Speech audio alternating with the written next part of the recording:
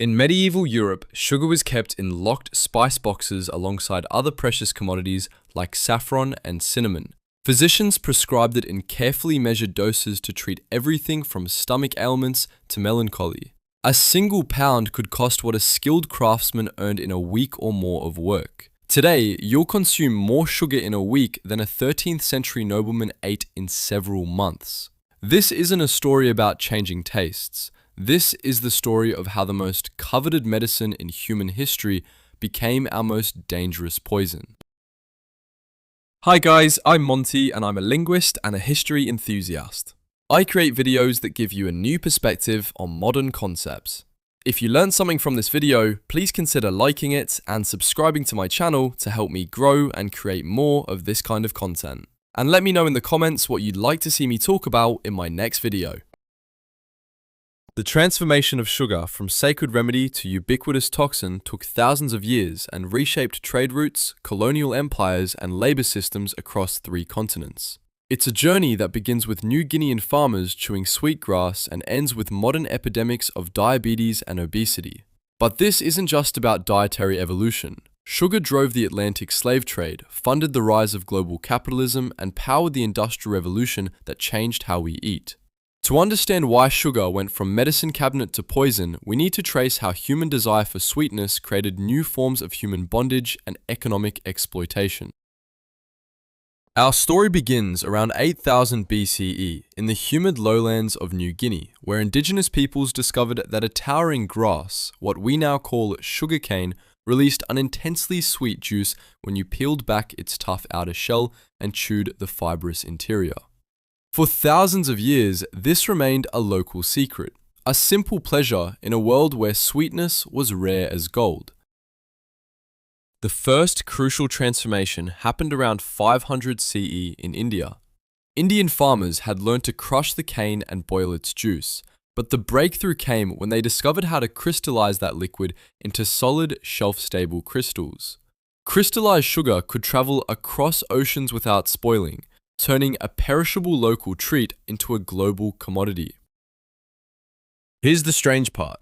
Nobody thought to put those early crystals in food. In ancient Greece and Rome, sugar was classified as a pharmaceutical compound. The physician Dioscorides, writing in the 1st century CE, described sugar as a kind of solidified honey found in reeds in India and Arabia Felix, similar in consistency to salt and brittle to the teeth. Roman and Greek physicians prescribed it specifically for digestive ailments and used it to dress wounds, taking advantage of its ability to draw moisture from tissue and prevent infection. The medical classification wasn't accidental. Sugar caused immediate physiological responses that ancient physicians recognized as therapeutic: increased heart rate, heightened alertness, and what we now know as a blood sugar spike. In the humoral medicine system that dominated ancient and medieval thinking, sugar was classified as hot and moist, making it perfect for treating conditions thought to be caused by cold and dry imbalances. When Islamic scholars inherited and expanded upon Greek and Roman medical texts, they elevated sugar to an even more prominent position in their pharmacopoeia. Ibn al-Battar's 13th century comprehensive book of simple drugs devoted extensive sections to sugar's medicinal properties. Islamic physicians wrote extensively about sugar's therapeutic applications, cataloging different varieties and their specific medical uses. These weren't fringe beliefs. They represented the cutting edge of medieval medical science. The economic implications were staggering. In medieval Europe, sugar was extremely valuable, though not quite worth more than gold. Account books from 14th century Venice show sugar trading at prices equivalent to modern luxury goods. A single pound might cost what a skilled craftsman earned in a week or more of work. Wealthy households kept their sugar in locked spice boxes, often made of precious metals and secured with keys. The medical demand for sugar created an economic incentive that would reshape global trade and human suffering for centuries. European physicians wanted sugar for their patients, but Europe's climate couldn't support large-scale sugarcane cultivation. This created what economists call a supply constraint problem: massive demand, limited supply, and enormous profit potential for anyone who could solve the production challenge. Christopher Columbus carried sugarcane plants on his second voyage to the Americas in 1493. This wasn't accidental. Columbus had seen sugar plantations during his travels in the Mediterranean and recognized the economic potential. The Caribbean's hot, humid climate was perfect for sugarcane, but there was a problem. The indigenous population was dying from European diseases, and the remaining people refused to work the brutal plantation system the Spanish envisioned. The solution was the Atlantic slave trade. Sugar was one of the primary drivers of the slave trade, rivaling and often exceeding cotton in its demand for enslaved labor. Between 1501 and 1866, approximately 12.5 million Africans were shipped to the Americas. Of those, only about 400,000 went to what would become the United States. The vast majority, over 10 million people, were sent to sugar-producing regions in the Caribbean and Brazil. The human cost was staggering. On sugar plantations, the average life expectancy for an enslaved person was 7 years. The work was so brutal that plantation owners found it more economical to work people to death and buy replacements than to invest in their long-term survival. A 1789 report from Jamaica noted that sugar plantations had a mortality rate 3 times higher than cotton plantations. The medical irony makes this story even more twisted. While millions were dying to produce sugar, European physicians were still prescribing it as a life-saving medicine. Medical texts from the 17th and 18th centuries recommended sugar for everything from tuberculosis to depression. The 1618 London Pharmacopoeia listed dozens of sugar-based remedies. Physicians genuinely believed they were healing their patients with a substance produced through unimaginable suffering. The transformation accelerated during the Industrial Revolution. In 1747, Andreas Marggraf, a German chemist, discovered that sugar beets contained the same sucrose as sugarcane. This breakthrough meant Europe could produce its own sugar, breaking the Caribbean monopoly. Napoleon, facing a British naval blockade during the Napoleonic Wars, invested heavily in beet sugar production. By 1813, France was producing 35,000 tons of beet sugar annually. Industrialization changed everything about sugar production and consumption. Steam-powered mills could process cane faster and more efficiently. New refining techniques produced whiter, purer sugar.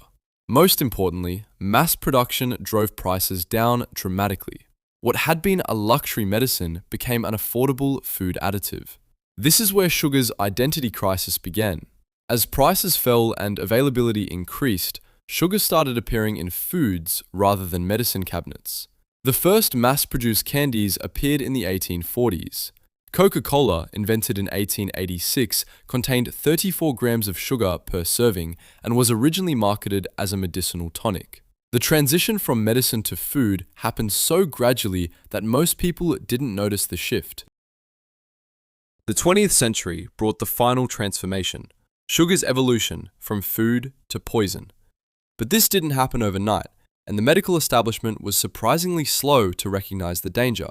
In fact, the sugar industry actively worked to maintain sugar's healthy reputation. Internal documents from major sugar companies, revealed in lawsuits during the 2010s, show a deliberate campaign to shift blame for rising obesity and heart disease rates onto fat consumption rather than sugar.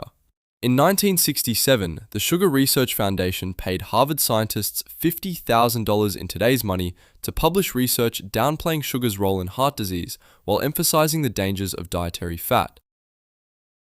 The strategy worked for decades. The low-fat diet craze of the 1980s and 1990s led to an explosion in sugar consumption as manufacturers replaced fat with sugar in processed foods. A low-fat yogurt often contained more sugar than ice cream. The average American sugar consumption rose from 10 pounds per year in 1800 to over 100 pounds per year by 2000. Meanwhile, the medical evidence was mounting. The Framingham Heart Study, which began in 1948, started showing clear correlations between sugar consumption and cardiovascular disease by the 1970s. Research on diabetes revealed how sugar spikes overwhelm the body's insulin response. Studies on addiction showed that sugar triggers the same neural pathways as cocaine and heroin. Sugar's story is unique among public health crises. Unlike tobacco or alcohol, sugar had centuries of medical legitimacy to overcome. Physicians had prescribed it for over 1,000 years. The idea that something so medically established could be harmful challenged fundamental assumptions about medical authority and scientific knowledge. The turning point came in the early 2000s with the obesity epidemic. Childhood diabetes rates were skyrocketing. The World Health Organization began calling sugar a major public health threat. In 2016, the WHO recommended that adults consume no more than 25 grams of added sugar per day, about 6 teaspoons. The average American was consuming 4 times that amount. Today, we're witnessing sugar's final transformation, from poison back to medicine, but this time as something to be carefully regulated and dosed. Medical professionals now prescribe sugar reduction the way they once prescribed sugar consumption. The language has come full circle. We talk about sugar detox and sugar withdrawal using the same medical terminology that medieval physicians used to describe sugar's therapeutic effects. The parallels to other substances are striking. Like opium, sugar went from medicine to recreational use to addiction crisis. Like tobacco, it was promoted by industries that knew about its dangers decades before the public did. Like alcohol, it's now subject to calls for taxation, regulation, and warning labels. But sugar's story is more complex because it's woven into the fabric of global capitalism in ways that tobacco and alcohol never were. Sugar didn't just create fortunes, it created the economic systems that define modern life. The plantation system, pioneered for sugar production, became the model for industrial agriculture. The financial instruments developed to fund sugar trade became the foundation of modern banking. The labor systems created for sugar production shaped centuries of racial and economic inequality. Standing in a modern supermarket, surrounded by products containing sugar in forms and quantities that would have been unimaginable to medieval physicians, we're living through sugar's strangest chapter yet. The substance that once represented humanity's highest medical achievement, crystallized sweetness that could heal the sick and preserve life, has become the thing we most need healing from. The transformation isn't complete. Right now, food scientists are engineering new forms of sweetness that promise sugar's pleasure without its poison. Governments are debating sugar taxes. Parents are reading ingredient labels with the same scrutiny medieval physicians once reserved for their most precious medicines. And somewhere in that supermarket aisle, between the sugar-free sodas and the organic cane sugar, lies the same question that's haunted us for 1,000 years. How much sweetness can we handle before it kills us?